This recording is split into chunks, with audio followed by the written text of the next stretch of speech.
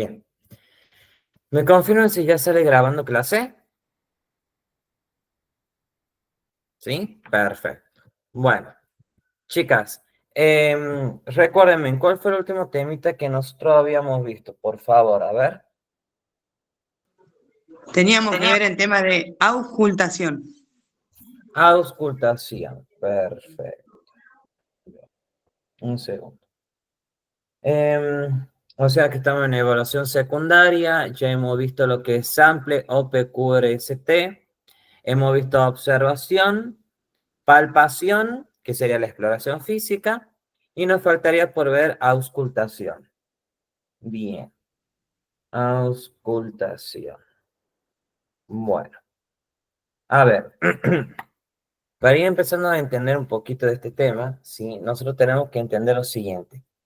Lo que se trata de auscultación, ¿sí? Es percibir los sonidos. ¿Estamos? Ya sean sonidos cardíacos, sonidos respiratorios y sonidos abdominales. ¿Estamos?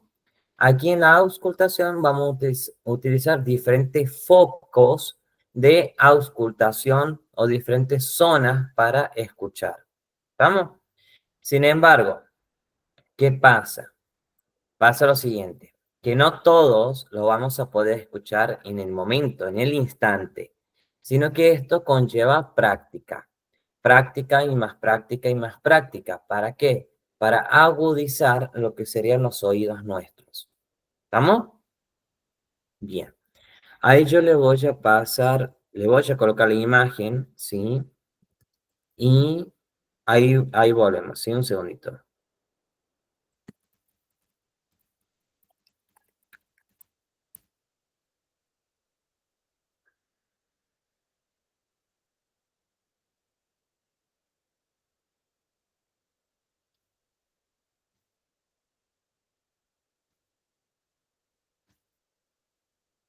Ahí les coloco la imagen. Ahí estamos. Hola Natalia, buenas tardes.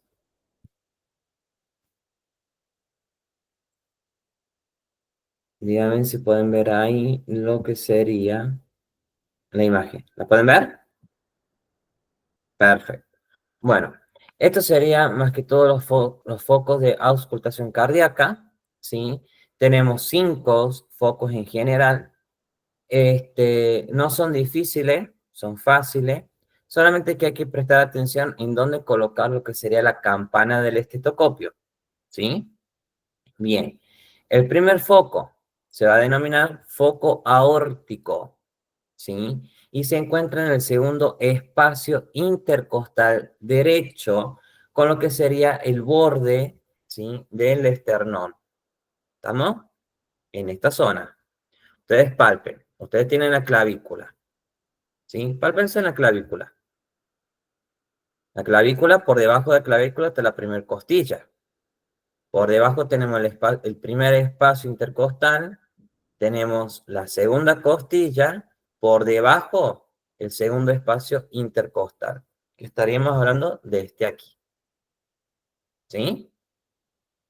Ustedes pálpense en el esternón, al lado, ahí en el espacio, ahí van a tener que colocar lo que sería la campana del estetoscopio. Bien. Segundo foco, va a ser el foco pulmonar. ¿Sí? Segundo espacio intercostal izquierdo, junto al borde external izquierdo. Entonces, de donde yo estoy, en el primer foco, es al frente, ¿sí? Pero del lado izquierdo, allí. ¿Estamos? Bien. Tercer foco, foco aórtico accesorio o pulmonar secundario. Tercer espacio intercostal izquierdo. Entonces, de donde yo estoy, del lado izquierdo, ¿sí? Voy a bajar, voy a tener la tercer costilla, ¿sí? Por debajo, yo voy a tener el tercer espacio intercostal.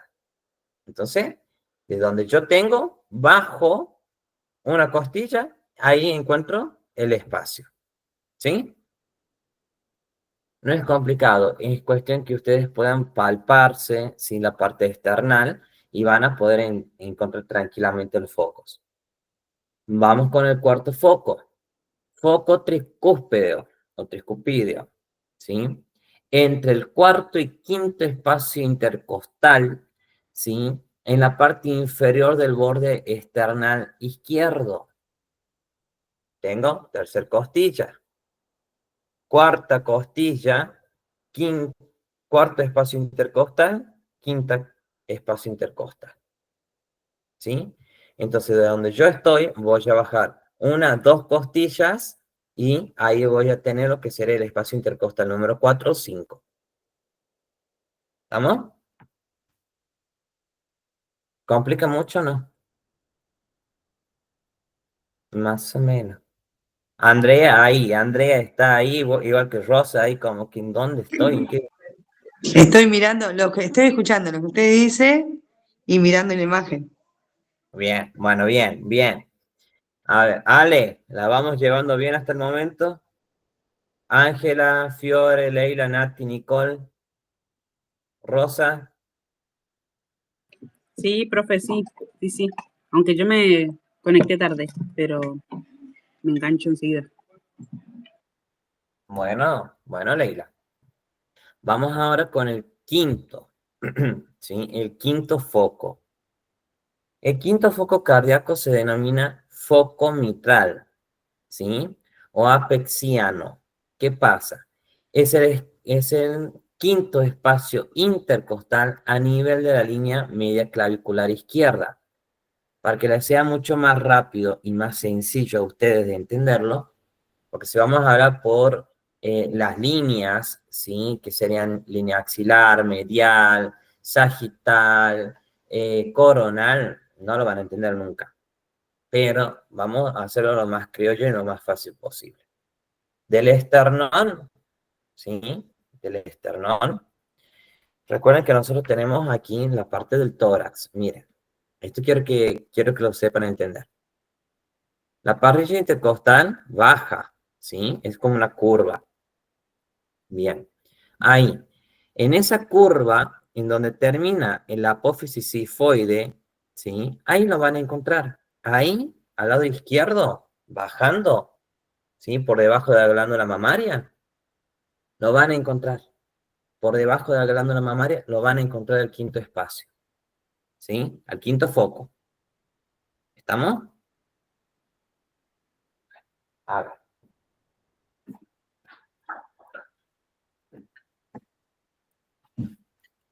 El estetoscopio, ¿sí? El estetoscopio, yo no lo voy a agarrar, ¿sí? Como todos creen que lo tenemos que agarrar por encima de la campana. De esta manera no, ¿sí? ¿Por qué? Porque yo al hacer esto, ¿sí? Que yo tengo que deslizar, ¿sí? Lo que sería la campana del mismo, yo lo tengo que deslizar, voy a sentir mucho sonido, muchos ruidos, ¿sí? Recuerden que las campanas de estos estetoscopios son muy sensibles y por ende, que no se ve qué cosa, Ale. No, ahí está, ahí está. Ahí está. Sí, sí.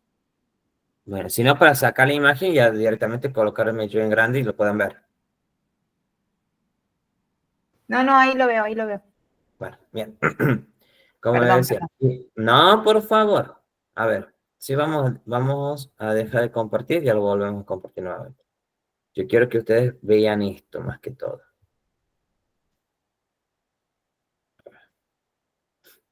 Ahí está. Nosotros con el tema del estetoscopio, sobre todo, yo no lo voy a agarrar así, ni tampoco voy a colocar el pulgar encima. ¿Por qué? Porque voy a generar más sonidos de lo que realmente tengo que percibir. Recuerden que si yo tengo el dedo pulgar por encima del estetoscopio, voy a percibir el pulso propio del mismo.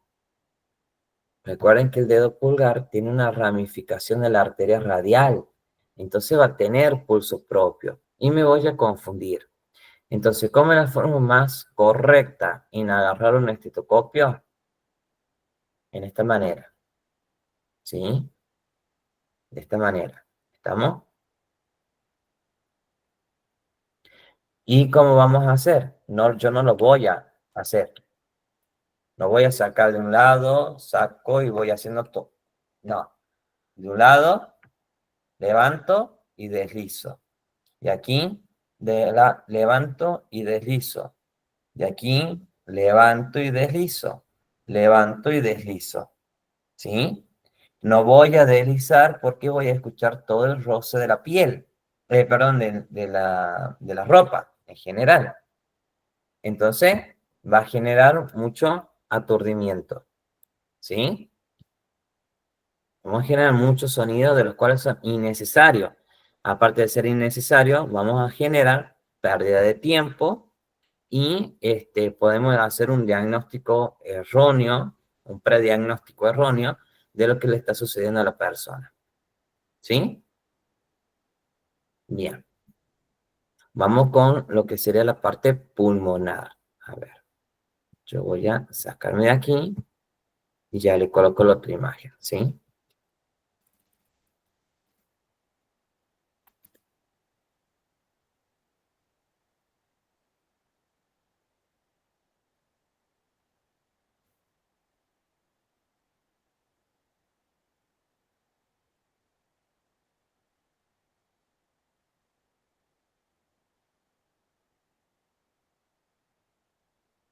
Un segundito.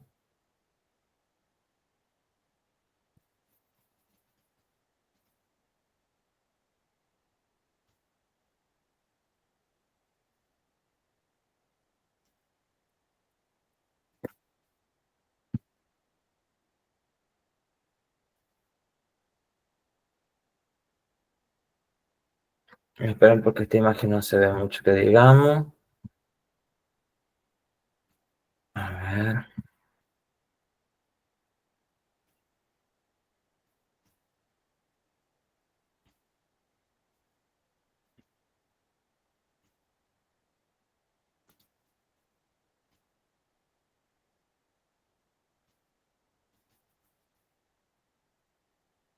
Bien.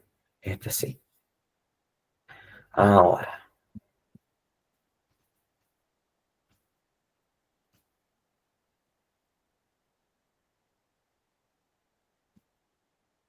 ¿Pueden ver ahí la imagen?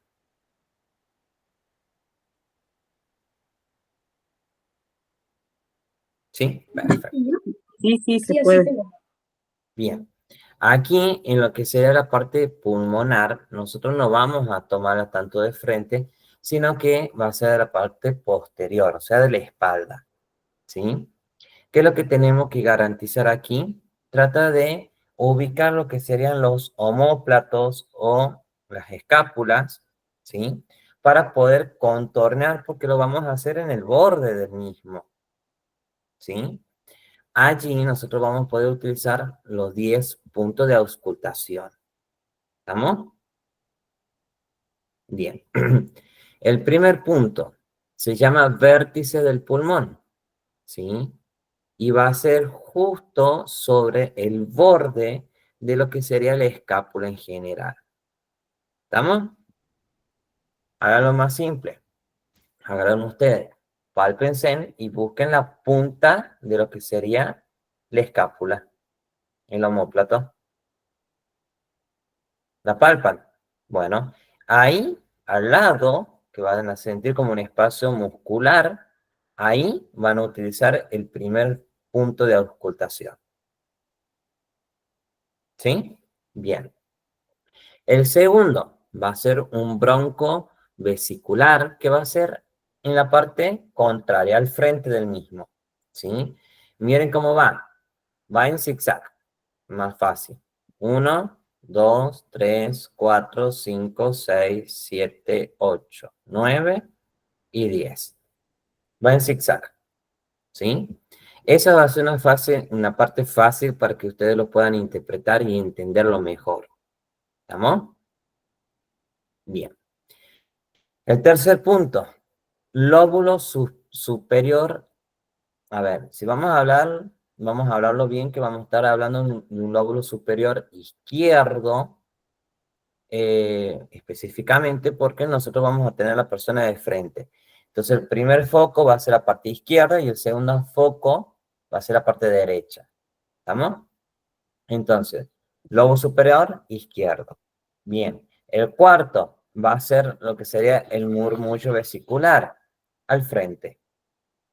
¿Sí? O sea, 1, 2, 3, 4. ¿Sí? ¿Sí o no? Bueno, ya le voy a pasar un video para que lo entiendan mejor. No se mareen, no se me mareen todavía. Quinto, lóbulo inferior. Lo que nosotros vemos en el lado izquierdo, vamos a verlo en el lado derecho. Pero, ¿qué pasa? Recuerden que el pulmón izquierdo es más chico que el derecho. Entonces, yo tengo que tener esa diferencia bien patente siempre. ¿Estamos? Bien. Sexto, va a ser lo mismo, lóbulo superior, lóbulo inferior derecho. Séptimo, va a ser las bases pulmonares, ¿sí? En lo que aquí lo podemos dividir en 7, 8, 9 y 10 como las bases pulmonares en general para ambos pulmones, ¿sí? O lóbulos inferiores, más inferior todavía. Pero tengamos eso en claro, ¿sí? Otra cosa más. Nosotros también podemos percibir en la parte del frente, sí, en los focos pulmonares que habíamos visto, ¿sí? En lo que sería la parte de izquierda, el segundo y el tercero. Entonces yo puedo ocultar tranquilamente la parte del pulmón, ¿sí? Para saber qué es lo que está pasando también. No obstante, aquí yo también puedo tener una percusión, escuchen bien, percusión de lo que sería la parte de la voz en general, ¿sí? Hagan lo siguiente, coloquen su mano en la parte del cuello, donde está la garganta, ahí, y repitan 33, 33, 33, 33, 33, y van a sentir el vibrato de su voz, ¿sí? En realidad se los coloca entre medio de las escápulas, ¿sí? Para medir una simetría de ambos, en la parte de atrás. Pero no podemos colocarnos las manos atrás, no somos contorsionistas. Pero entonces, ¿qué podemos hacer? Colocarlas aquí tranquilamente para poder percibir la percusión de la voz. ¿Sí? Bien. Ahora, ahí les paso el video de lo que sería auscultación pulmonar y cardíaca. Y vamos con ello. Un segundo.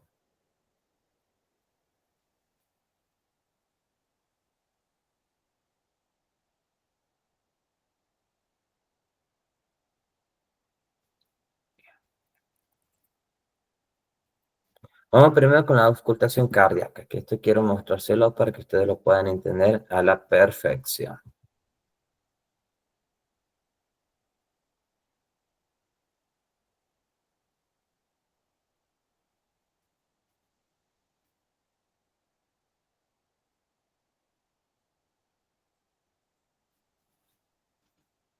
Aquí. Un segundo.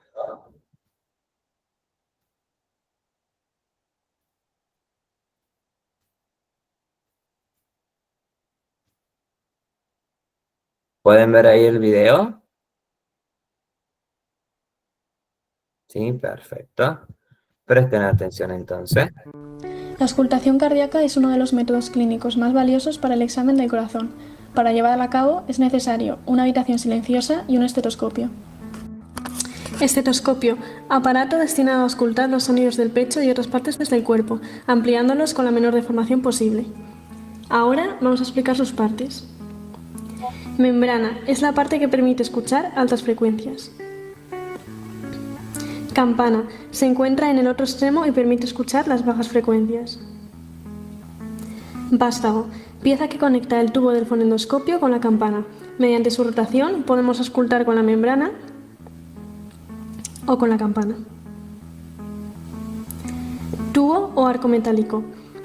Transmite el sonido desde la membrana hasta las olivas, conectando ambas partes. Y por último, las olivas.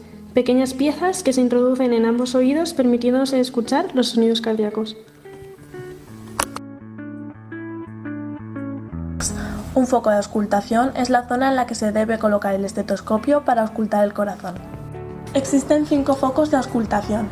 El foco aórtico, que se localiza en el segundo espacio intercostal derecho junto al borde esternal. El foco pulmonar, que se encuentra en el segundo espacio intercostal izquierdo junto al borde esternal. El foco pulmonar secundario, que está en el tercer espacio intercostal izquierdo junto al borde esternal. El foco tricúspide, localizado en el cuarto espacio intercostal izquierdo en la parte inferior del borde esternal. Y por último, el foco mitral, en el ápice del corazón en el quinto espacio intercostal izquierdo ligeramente por fuera de la línea medioclavicular.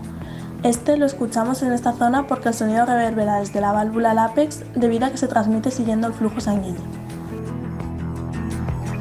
Utilice el diafragma del estetoscopio directamente sobre la piel, sobre uno de los focos y no salte de un foco a otro, sino que siga una secuencia, que podría ser desde la base al ápex o del ápex a la base.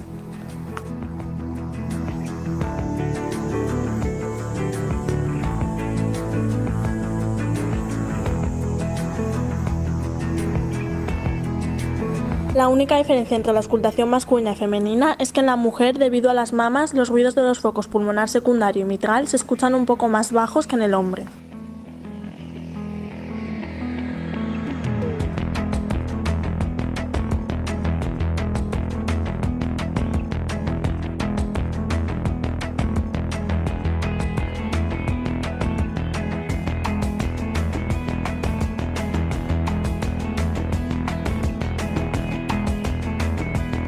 Durante la auscultación hemos escuchado los ruidos que se producen durante el ciclo cardíaco.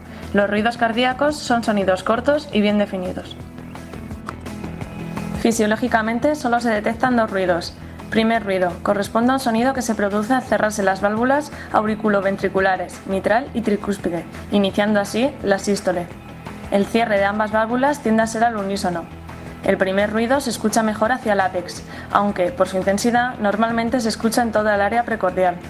A menudo se describe como un loop ligeramente prolongado y más grave que el segundo ruido. Segundo ruido. Corresponde al sonido que se genera cuando se cierran las válvulas semilunares, aórtica y pulmonar, al final de la sístole, marcando así el inicio de la diástole. Estos ruidos normalmente se desplazan un poco con la respiración. Al final de la expiración tienden a escucharse al unísono. Pero en una inspiración profunda, en relación al mayor retorno venoso al tórax, el cierre de la válvula pulmonar se retrasa, desdoblamiento fisiológico del segundo ruido. El segundo ruido se ausculta con más claridad en la base del corazón, foco pulmonar y aórtico. Este ruido, descrito como un dup, es más corto y más agudo que el primero. La distancia entre el ruido 1 y 2, llamado primer silencio, es más breve que el denominado segundo silencio, distancia entre el segundo y el primer ruido del siguiente ciclo cardíaco. Bien, vamos ahora con lo que sería la parte pulmonar, ¿sí? Ya les muestro el videito y con eso estaríamos ya terminando esta parte.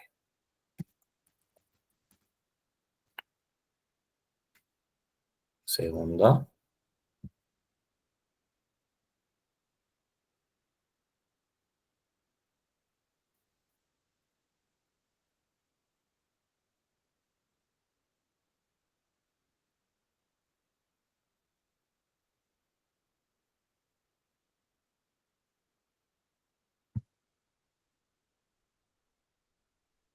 Bueno, ahí vamos.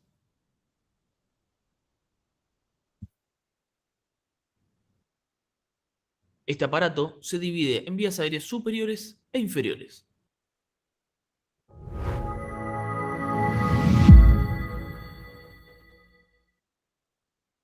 Escuchen con mucha atención, ¿sí? El examen físico del aparato respiratorio comienza con la inspección. Le sigue la palpación, percusión y auscultación. Este aparato se divide en vías aéreas superiores e inferiores. En esta clase nos vamos a centrar en las inferiores. La podemos dividir en una porción de conducción y en una porción respiratoria. La porción de conducción está dada por los bronquios y todas sus ramificaciones hasta los bronquiolos respiratorios. A partir de acá, hasta los alvéolos, hay intercambio gaseoso, y, por eso, es la porción respiratoria. Antes de comenzar a evaluar las vías aéreas inferiores, es importante conocer ciertos reparos anatómicos del tórax, que nos van a ser muy útiles a lo largo del examen físico. Para empezar, en la línea media tenemos al esternón con sus tres partes: manubrio, cuerpo y apéndice sifoides. Si nos vamos bien hacia arriba, nos encontramos con la horquilla esternal y el hueco supraesternal. A ambos lados del esternón tenemos las clavículas, derecha e izquierda.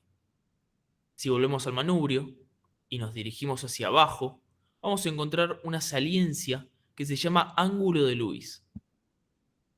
Este es la unión entre el manubrio y el cuerpo del esternón y coincide hacia ambos lados con los cartílagos costales de las segundas costillas. Lo utilizamos como punto de referencia para contar las costillas y los espacios intercostales. Fíjense que en el hombre, el pezón se corresponde aproximadamente con el quinto espacio intercostal. Podemos seguir bajando hasta el reborde costal, que es el límite inferior de la caja torácica. Sobre esta vista anterior de tórax, los pulmones estarían representados de esta manera. Lo primero que podemos observar es que el pulmón derecho está compuesto por tres lóbulos, superior, medio e inferior, y dos fisuras, la mayor y la menor. Por otra parte, el izquierdo está formado por dos lóbulos, superior e inferior, separados por la cisura mayor. Ambas cisuras mayores terminan a la altura de la sexta costilla, y la cisura menor termina en la cuarta.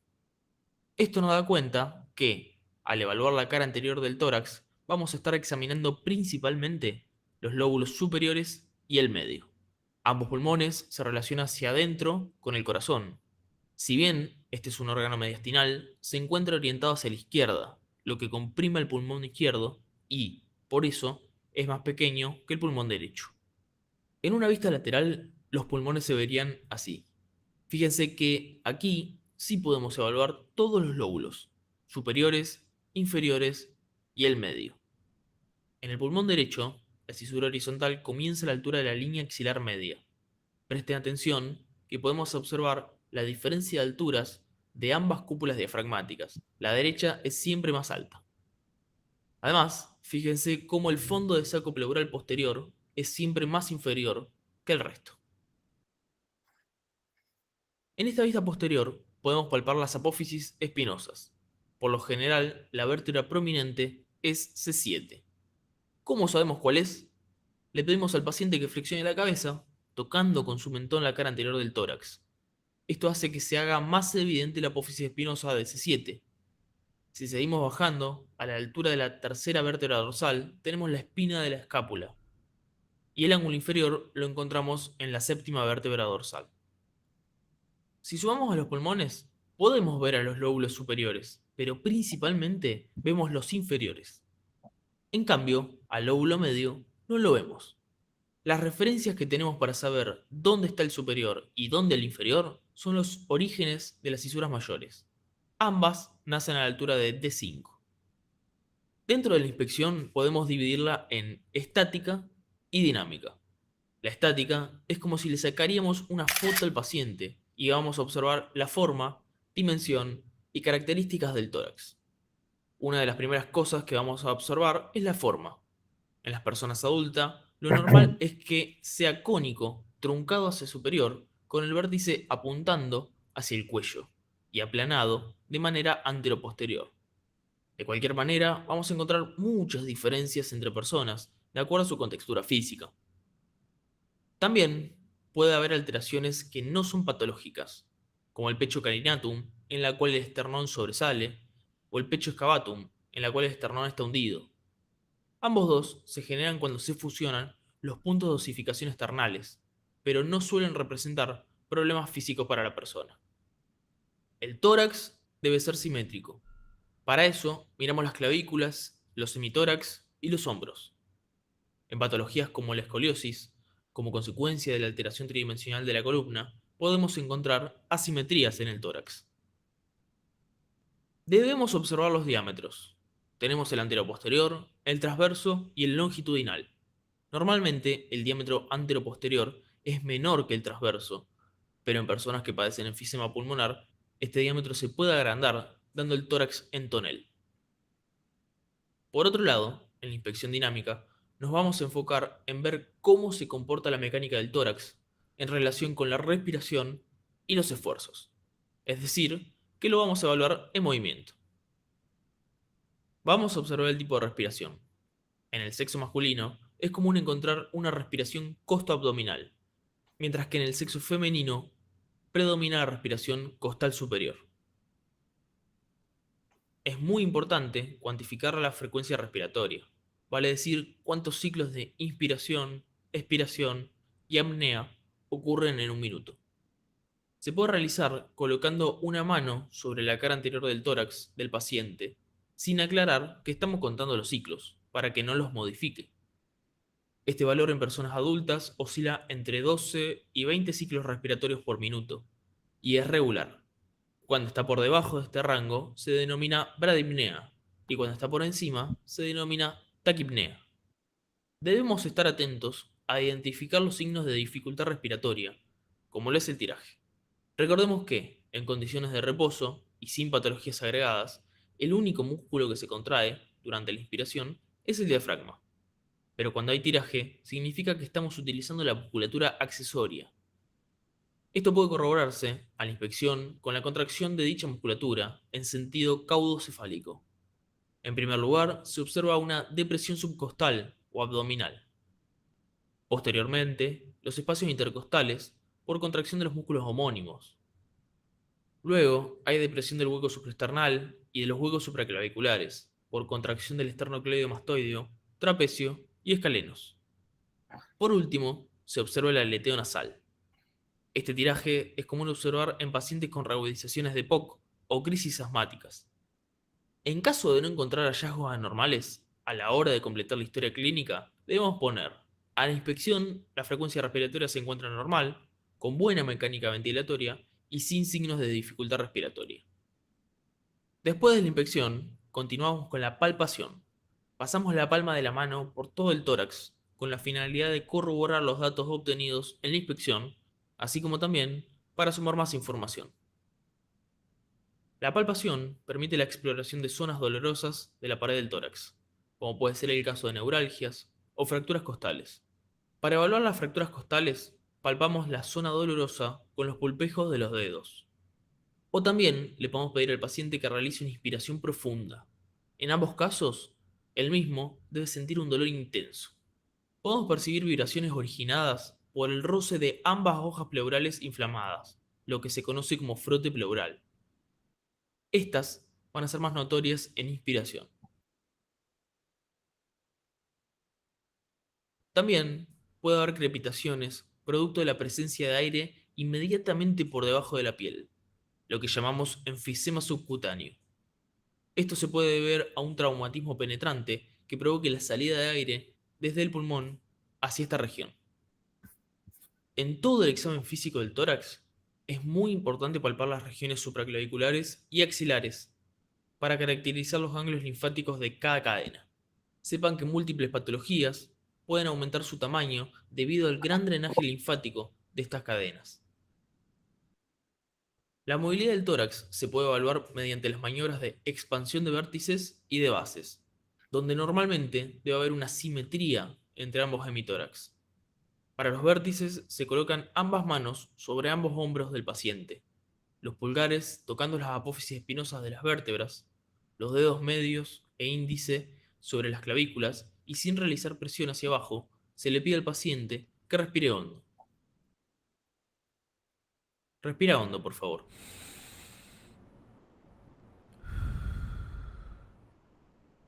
Para evaluar las bases, se colocan las manos en forma simétrica, aproximadamente a la altura de D10, con los pulgares apuntando hacia adentro y las palmas que parecieran abrazar lo más que se pueda la espalda.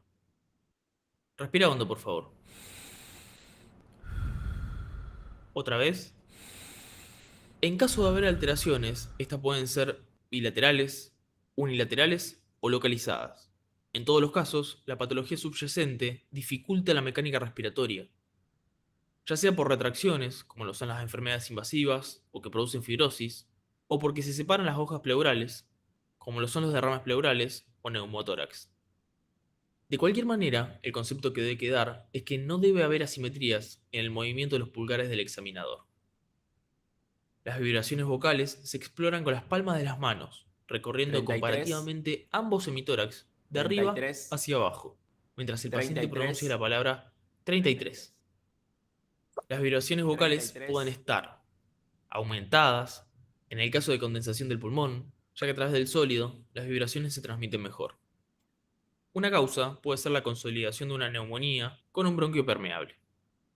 Disminuidas, en caso de que el aire no pueda transmitirse de manera correcta. Puede ser a causa de obesidad, de atelectasias, neumotórax o en pacientes enfisematosos en los que la capacidad vital está disminuida y los alvéolos no se expanden correctamente. Abolidas, las mismas situaciones que generan disminución, en caso de ser mayores, pueden directamente abolir la vibración. Este es el caso de atelectasias masivas o neumotórax totales, entre otros. La percusión del tórax se realiza utilizando la técnica dígito digital, con un dedo que apoya, el plexímetro, y uno o dos dedos que golpean y son los percutores. Los sonidos normales que podemos escuchar son sonoridad, el sonido es de intensidad fuerte, tono bajo y duración prolongada. Matidez, al percutir sobre órganos sólidos como el hígado. El sonido es de baja intensidad, tono alto y breve duración. Submatidez, cuando hay interposición entre el pulmón y un órgano sólido, como puede ser el hígado o el corazón. El sonido es parecido al mate, pero con un tono más grave. Timpanismo, se percibe al percutir órganos donde haya interfaz aire-líquido, como es el caso del estómago. El sonido es de intensidad muy alta, larga duración y el tono intermedio entre la sonoridad y la matidez. Tomamos como referencia el ángulo de Lewis. Nos vamos hacia la línea hemiclavicular y empezamos a percutir siempre sobre los espacios intercostales. Vamos a escuchar sonoridad. En pacientes enfisematosos, este sonido puede estar exacerbado a causa del aumento del volumen residual. A este ruido se lo conoce como hipersonoridad.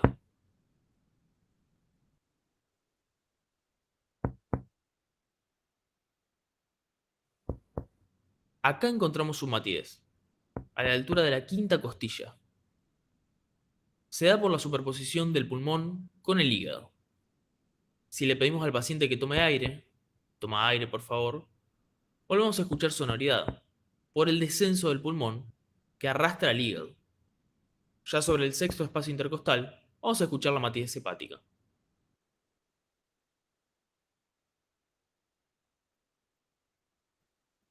Sobre el lado izquierdo, a la altura de la tercera costilla, encontramos submatidez, por la superposición entre el pulmón y el corazón. Acá el sonido es timpánico. El sonido cambia porque estamos percutiendo sobre el estómago, un gran órgano hueco. Este espacio, donde el estómago se encuentra debajo de la parrilla costal, se llama espacio de Tropp. Está limitado hacia arriba por el quinto espacio intercostal, hacia adentro por la línea paraesternal, que se corresponde con el lóbulo izquierdo del hígado, hacia afuera por la línea axilar anterior, que se corresponde con el vaso, y hacia abajo por el reborde costal. En enfermedades que ocupan este espacio, como en derrames pleurales izquierdos masivos, la percusión puede variar y tornarse mate. Pasamos a percutir los vértices del pulmón en la zona supraclavicular. El sonido debe ser sonoro y sobre todo simétrico en ambos pulmones. En ciertas patologías, como tumores apicales, puede pasar a ser mate. Al percutir la región posterior, comenzamos de arriba hacia abajo, siguiendo la línea paravertebral entre la escápula y las apófisis espinosas. Lo normal es que escuchemos sonoridad.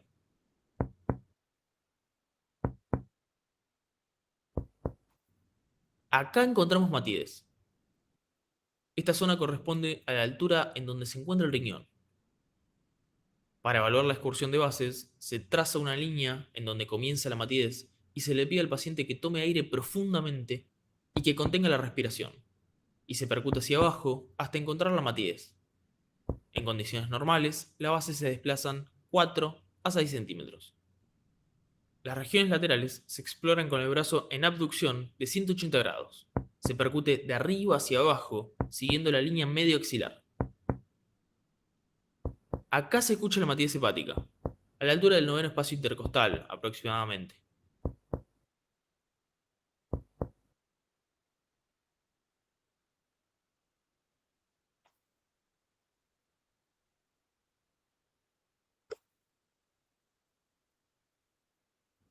El paciente debe respirar en forma lenta y profunda, con la boca abierta, y vamos ocultando las distintas partes del tórax.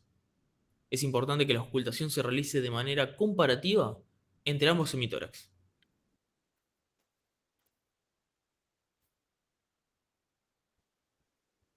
Hay 3 ruidos respiratorios normales. El primero es el soplo laringotraqueal. Lo encontramos apoyando el estetoscopio sobre la laringe y la tráquea. Es un sonido intenso que se produce en vías aéreas de gran calibre, donde el flujo de aire es turbulento.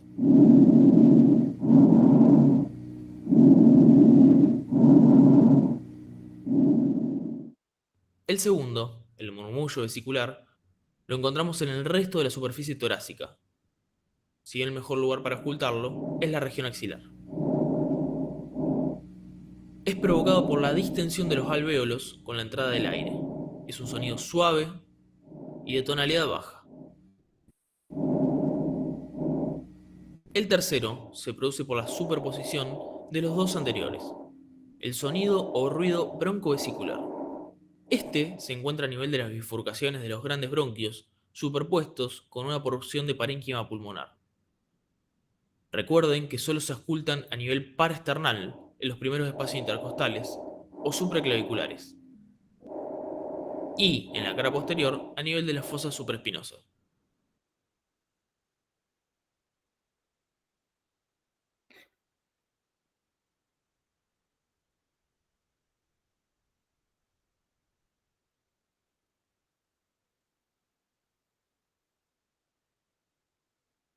Bien, a ver.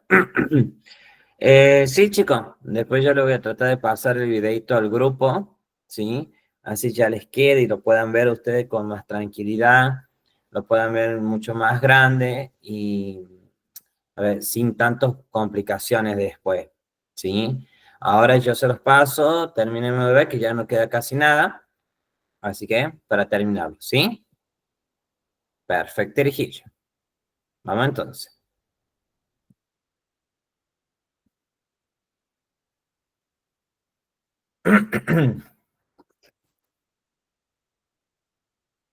En condiciones patológicas, el murmullo vesicular se puede alterar. Se puede reemplazar por un sonido parecido al soplo laringotraqueal o pueden aparecer ruidos agregados. El murmullo vesicular aumenta a causa de la hiperventilación. Se produce durante el ejercicio, en caso de acidosis metabólicas, en la que el paciente necesita eliminar más cantidad de dióxido de carbono de lo normal, o en pacientes que tienen atelectasia en el pulmón y compensan esa falta de aire hiperventilando el pulmón contralateral. Puede estar disminuido cuando la entrada de aire en los alvéolos es menor. Esto se puede deber a cuadros restrictivos, como atelectasias por obstrucción, o enfermedades neuromusculares que afecten la inervación del diafragma, como es el caso de Guillain-Barré. Cuando en zonas donde deberíamos escuchar murmullo vesicular escuchamos un ruido similar al laringotraqueal, estamos en presencia de un soplo tubárico. Este ruido es común escucharlo en las neumonías, en las cuales se produce una condensación del pulmón y, de esta manera, permite que el ruido producido en las vías aéreas de gran calibre se transmita hacia zonas más distales. A nivel de las pleuras podemos escuchar el soplo pleural. Es similar al tubárico, pero un poco menos intenso. Es producido por pequeños derrames pleurales. Como sonidos agregados, tenemos a los estertores secos por un lado y a los húmedos por otro. Los secos se escucha cuando hay una obstrucción bronquial. Lo que se percibe es la vibración de las vías aéreas estrechadas. Predominantemente se escuchan en expiración de manera continua, aunque pueden oírse en ambos tiempos. Se pueden deber a secreciones espesas, edemas en la pared o contracción de la musculatura bronquial. Tenemos a las sibilancias, es un sonido agudo e indica gran obstrucción. El ruido es parecido al que se produce cuando silbamos.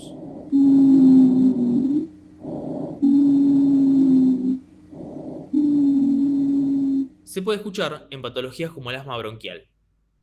Como el motivo de la obstrucción no es el moco, no se modifica con la tos.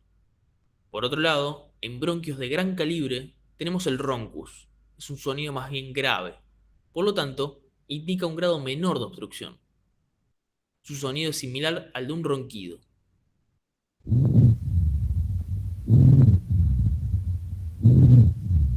Se puede escuchar en patologías como la bronquitis crónica, en parte por la obstrucción mucosa. Por eso puede modificarse o desaparecer con la tos, ya que mueve las secreciones. Si volvemos a la clasificación, los estertores húmedos o rales se escuchan cuando hay presencia de secreciones en los bronquíolos o debido al colapso y apertura de los alvéolos. A diferencia de los secos, estos predominan en inspiración y son discontinuos. Los que se encuentran en los bronquios de pequeño calibre se llaman subcrepitantes y se escuchan en ambos tiempos respiratorios. Su sonido se asemeja al soplar con una bombilla en el agua. Se lo suele encontrar en la bronquitis o en las bronquiolitis en los niños. En este caso, se modifican con la tos. Por último, tenemos a los crepitantes. Estos se producen por el despegamiento de las paredes alveolares. Se escuchan al final de la inspiración y se parecen al sonido del frote de pelos con los dedos. Se los encuentra en las neumonías, en las fases inicial y final, en insuficiencia cardíaca congestiva y en el edema agudo de pulmón. En este caso, se ocultan rales vivasales en marea ascendente.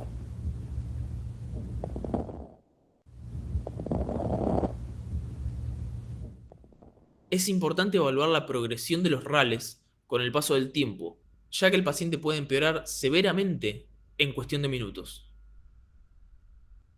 Este ruido no se modifica con la tos. Al momento de completar la historia clínica, en caso de no encontrar hallazgos anormales, la manera correcta de especificarlo es poniendo buena entrada bilateral de aire, con murmullo vesicular conservado, en todos los campos pulmonares, sin ruidos agregados. Bien. Muy bien, chicas. A ver. Bien. Ahí ya les acabo de enviar yo el mismo videito. Sí, ya se los acabo de enviar al grupito de WhatsApp para que lo tengan. Sí, lo puedan ver tranquilas. ¿Sí? Bien. Entonces, nosotros hasta aquí llegamos. La clase que viene nosotros vamos a continuar con lo que sería evaluación de los sistemas. Cuando hacemos referencia a evaluación de los sistemas, hacemos referencia a cada uno de los órganos nuevamente que ya habíamos visto, pero haciendo hincapié en lo que sería el tema de preguntas y sobre todo algo muy importante, que es aquello que va a alterar también a los signos vitales. Y estaríamos hablando del estado de salud mental. ¿Sí? Ya lo vamos a ver muy bien la próxima clase, la semana que viene. ¿Sí? ¿Estamos? Perfecto. Muy bien. Entonces, hasta aquí llegamos el día de hoy. Nos encontramos el próximo martes, si Dios quiere, por la misma hora, por el mismo canal. Y chicas, que tengan un excelente comienzo de semana. ¿Sí? Muy bien. Nos vemos. Chao, chao.